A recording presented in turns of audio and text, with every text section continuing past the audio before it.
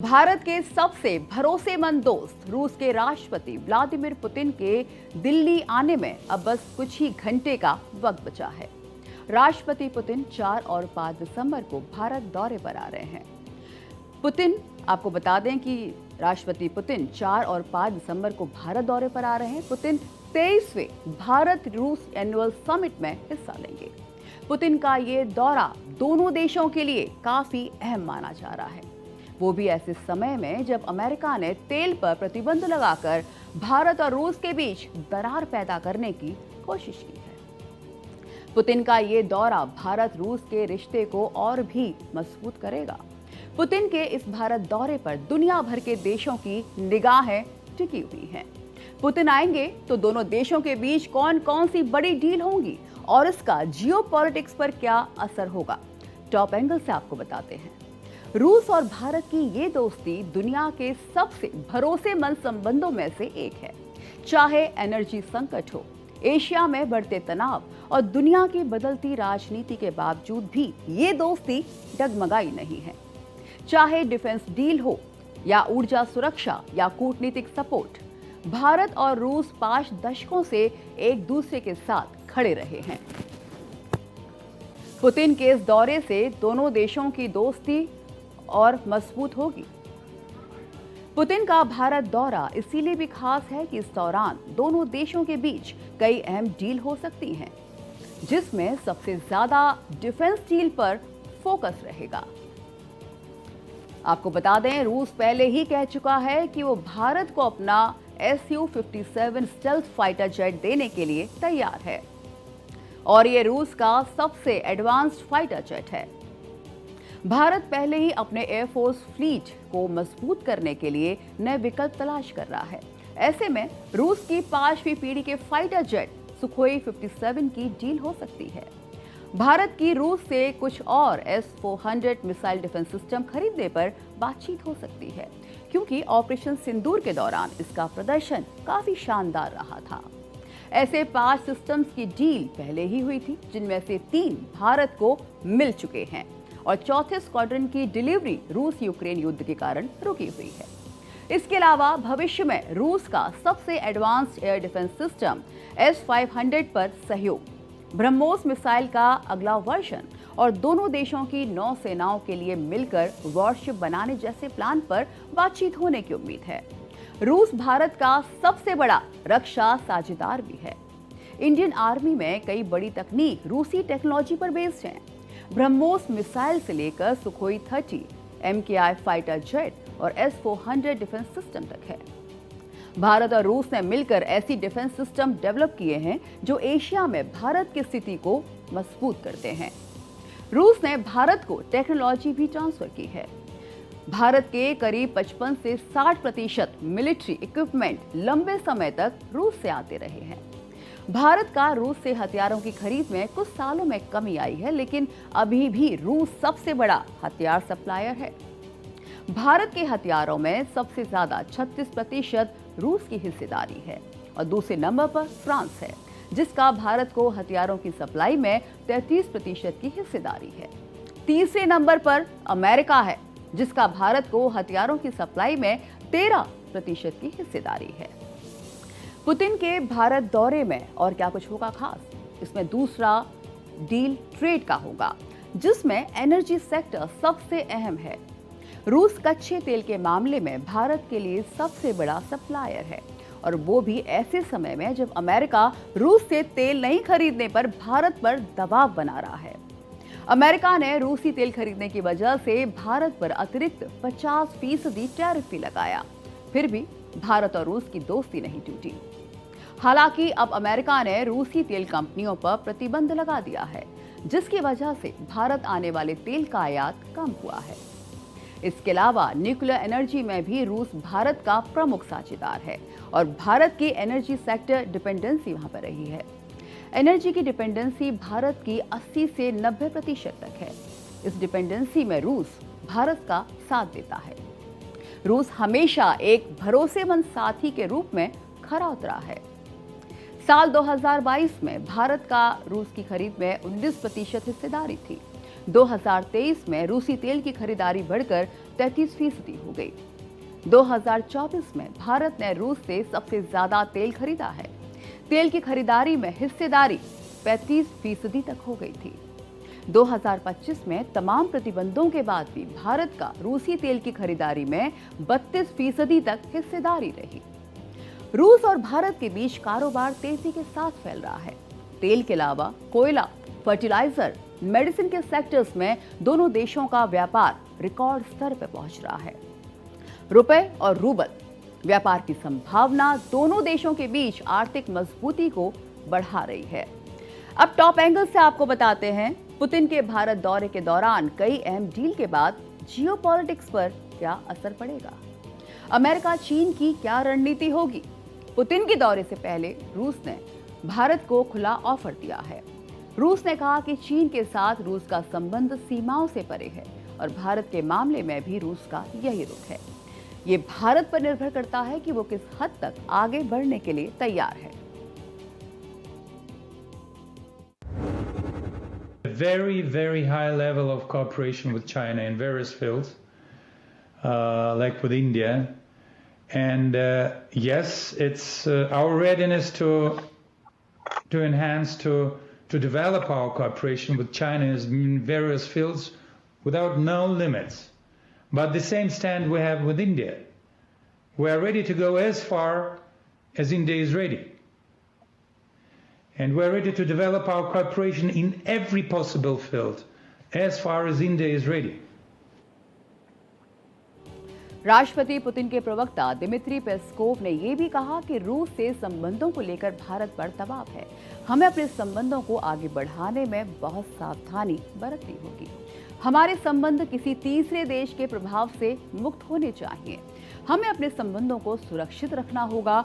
हमें अपने उस व्यापार को सुरक्षित रखना होगा जो दोनों देशों के हक में है। भारत आने से पहले राष्ट्रपति पुतिन ने भी कहा कि वो चीन और भारत के साथ संबंधों को नई ऊंचाई तक लेकर जाना चाहते हैं। अब टॉप एंगल से समझिए रूस की रणनीति क्या है। रूस भारत के सामने खुला ऑफर देकर भारत को चीन के बराबर रणनीतिक रुतबा देना चाहता है और इससे रूस चीन पर अपनी बड़ी डिपेंडेंसी को कहीं न कहीं बैलेंस करने की कोशिश कर रहा है। रूस ने कोल्ड वॉर की बनती स्थिति में भारत की केंद्रीय भूमिका को समझ रहा है और ये चीन और रूस की उस कोशिश को भी दिखाता है जिसके तहत वो अमेरिका और भारत के संबंधों की गहराई के बावजूद रणनीतिक रूप से अपने करीब रखना चाहता है। रूस खुलकर कह रहा है कि भारत को अगर उसके साथ संबंधों में चीन वाली ऊंचाई लानी है तो पश्चिम के दबाव से मुक्त होना होगा। अगर भारत इस प्रपोजल का कुछ हिस्सा भी स्वीकार करता है तो एशिया की जियोपॉलिटिकल स्ट्रक्चर में बड़ा बदलाव आ जाएगा। इंडो पैसिफिक संतुलन एक बार फिर से बदल जाएगा। अब आपको बताते हैं कि रूस के खुले ऑफर को लेकर भारत क्या चाहता है। एक्सपर्ट्स के मुताबिक रूस और चीन का गठजोड़ अमेरिका विरोधी है। भारत इस गठजोड़ का हिस्सा नहीं बनना चाहता है। चीन और रूस दोनों अमेरिका को अपना प्रतिद्वंदी मानते हैं, लेकिन भारत ऐसा नहीं मानता है। भारत को अपनी विकास यात्रा में अमेरिका की जरूरत है। भारत ना तो रूस के लिए अमेरिका को छोड़ सकता है और ना ही अमेरिका के लिए रूस को। रूस और चीन का सीमाओं से परे संबंध उनकी जरूरत के हिसाब से है। दूसरी तरफ भारत की जरूरत रूस है, चीन और अमेरिका तीनों है। रूस से भारत का संबंध ऊर्जा और रक्षा तक सीमित है, जबकि अमेरिका से मल्टीफंक्शनल है। 2024 में अमेरिका और भारत का बाइलेटरल ट्रेड 129 अरब डॉलर का था और 45 अरब डॉलर का ट्रेड सरप्लस भारत के पक्ष में था। ऐसे में भारत अमेरिका विरोधी खेमे में शामिल नहीं होना चाहेगा। और अब टॉप एंगल से आपको बताते हैं रूस के राष्ट्रपति पुतिन अक्सर दिसंबर में ही भारत क्यों आते हैं। आखिर क्या है इसकी वजह। पिछले कुछ सालों का रिकॉर्ड देखा जाए तो रूस के राष्ट्रपति पुतिन दिसंबर महीने में ही भारत आए हैं। तो आखिर भारत आने के लिए पुतिन साल के अंतिम महीने को ही क्यों चुनते हैं। रूस के राष्ट्रपति पुतिन 4 दिसंबर को भारत आ रहे हैं। अगर पिछले 10 साल के दौरान पुतिन के भारत दौरे का पैटर्न देखा जाए तो ये हमेशा साल के अंत में ही भारत आए हैं। टॉप एंगल से बताते हैं आखिर इसकी वजह क्या है। भारत में रूसी राष्ट्रपति पुतिन के दौरे को लेकर तैयारियां की जा रही हैं। रूसी सेना की एक टुकड़ी कई दिन पहले दिल्ली पहुंच चुकी है और सुरक्षा इंतजाम का जायजा ले रही है। अब तक पुतिन 10 बार भारत का दौरा कर चुके हैं। अगर पुतिन के पिछले भारत दौरे की हिस्ट्री देखी जाए तो वो अक्सर दिसंबर में ही भारत आते हैं। पहली बार वो अक्टूबर 2000 को भारत दौरे पर आए थे। तब दोनों देशों ने रणनीतिक साझेदारी की घोषणा की थी। इसके बाद से दिसंबर 2002, दिसंबर 2004, जनवरी 2007, मार्च 2010, दिसंबर 2012, दिसंबर 2014, अक्टूबर 2018 और दिसंबर 2021 में वो भारत का दौरा कर चुके हैं। कुछ एक मौके को छोड़ दें तो वो अक्सर दिसंबर में ही भारत आए हैं। अब आपको बताते हैं कि ज्यादातर पुतिन दिसंबर में ही भारत का दौरा क्यों करते हैं। इसकी पहली वजह है कि भारत और रूस का एनुअल समिट दिसंबर में ही आयोजित होता है। दूसरी वजह है कि दिसंबर में भारत में काफी सर्दी रहती है, तापमान काफी नीचे आ जाता है और ऐसे में ये समय रूस जैसे ठंडे देश के ऑफिशियल दौरे के लिए मुफीद होता है।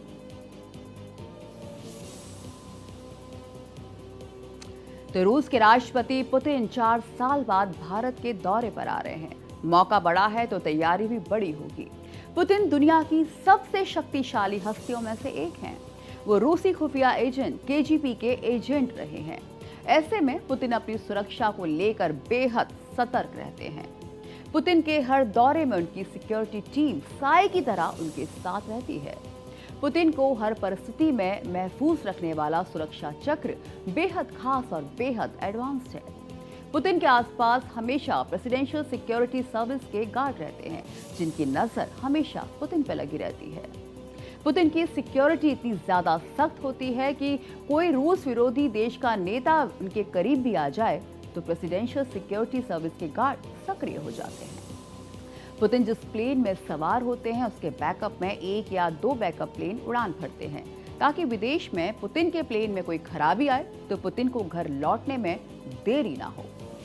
पुतिन की स्पेशल सिक्योरिटी सर्विस उनके जीवन के लगभग हर पहलू को कंट्रोल करती है। पुतिन के साथ कम से कम 100 लोगों का ग्रुप चलता है। इसमें personal bodyguards, federal protective service यानी एफएसओ की टीम और प्रोटोकॉल ऑफिसर्स होते हैं। राष्ट्रपति Putin special aircraft Ilyushin PU से ट्रैवल करते हैं। इसे फ्लाइंग क्रेमलिन भी कहा जाता है। पीयू का मतलब रूसी भाषा में कमांड पोस्ट होता है।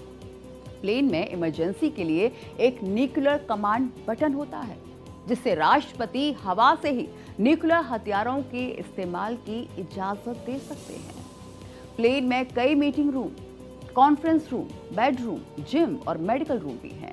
इस प्लेन में एक बार में 262 लोग यात्रा कर सकते हैं। ये प्लेन एक बार में 11,000 किलोमीटर तक का सफर तय कर सकता है और ये 43,000 फीट तक उड़ान भर सकता है। इसे हवा में ही रिफ्यूलिंग भी की जा सकती है। राष्ट्रपति पुतिन एयरपोर्ट पर पहुंचने के बाद और स्पेशल कार का इस्तेमाल करते हैं। 2018 से ये पुतिन की स्टेट कार है। इसमें 6 सेंटीमीटर मोटे कांच लगे होते हैं जो गोली, ग्रेनेड, केमिकल अटैक झेल सकता है। कार में इमरजेंसी ऑक्सीजन सप्लाई सिस्टम होता है। इतना ही नहीं, चारों टायर पंक्चर होने पर भी ये कार चल सकती है। इस कार की अधिकतम स्पीड 249 किलोमीटर प्रति घंटा है। पुतिन अपने साथ खाना जांचने के लिए पोर्टेबल लैब लेकर चलते हैं। पुतिन के खाने की सुरक्षा की जिम्मेदारी एफएसओ यानी फेडरल प्रोटेक्टिव सर्विस की होती है। लैब में जांच के बाद राष्ट्रपति को खाना दिया जाता है। एफएसओ के सदस्य पहले भोजन चखता है, जो उनके भोजन में जहर की जांच करता है। इस लैब में जांच के बाद ही पुतिन खाना खाते हैं। पुतिन के शेफ भी आर्मी मैन होते हैं। शेफ को इमरजेंसी में युद्ध लड़ने की ट्रेनिंग मिली होती है। रूसी राष्ट्रपति के साथ खाने पीने का सामान भी रूस से ही लाया जाता है। रूस में भी एक स्पेशल टीम होती है जो उनके खाने पीने का इंतजाम करती है। वही टीम खाना और पानी साथ लेकर चलती है। इतना ही नहीं, राष्ट्रपति पुतिन अपना टॉयलेट भी साथ लेकर चलते हैं, ताकि दूसरे देश में उनके शरीर के अपशिष्ट पदार्थ भी न छूटें। और इसकी कई वजह बताई जाती हैं। कहा जाता है कि अगर राष्ट्रपति से जुड़ा कोई भी चीज विदेशी धरती पर छूट जाती है तो उसकी जांच से राष्ट्रपति के स्वास्थ्य के बारे में पता लगाया जा सकता है, जो कि राष्ट्रीय सुरक्षा का मुद्दा बन सकता है।